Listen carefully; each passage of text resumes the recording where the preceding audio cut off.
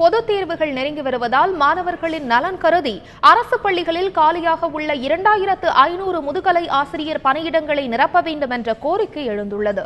4 மாதங்களில் 10ஆம் வகுப்பு மற்றும் 12ஆம் வகுப்பு பொதுத் தேர்வுகள் நடைபெறவுள்ளன.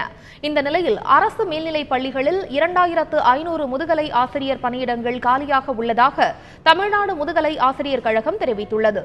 மாணவர்களின் நலன் கருதி காலி பணியிடங்களை நிரப்ப தமிழக அரசு நடவடிக்கை எடுக்க வேண்டும் என்று தமிழ்நாடு முதுகலை ஆசிரியர் கழகம் கோரிக்கை விடுத்துள்ளது. 2500 பணியிடங்கள் முதுகலை ஆசிரியர் பணியிடங்கள் காலியாக இருக்கின்றன. இந்த பணியிடங்களை மாணவர்களின் நலன் கருதி, ஏன்னா எதிர்வரும் 3 மாதங்களிலே +2க்கான பொதுத் தேர்வு வர இருக்கிறது. மாணவர்களை அதற்கு இந்த தேர்வுக்கு தயார்படுத்தும் வகையிலே அந்த காலியான பணியிடங்களை விரைவாக ஆசிரியர் தேர்வு வாரியம் மூலம் முறையான அறிவிப்பு வெளியிட்டு அதுக்கு தேர்வு நடத்தி ஆசிரியர்களை தேர்வு செய்ய வேண்டும் என்று தமிழ்நாடு முதுகலை பட்டதாரி ஆசிரியர் கழகத்தின் சார்பில் கேட்டுக்கொள்கிறோம்.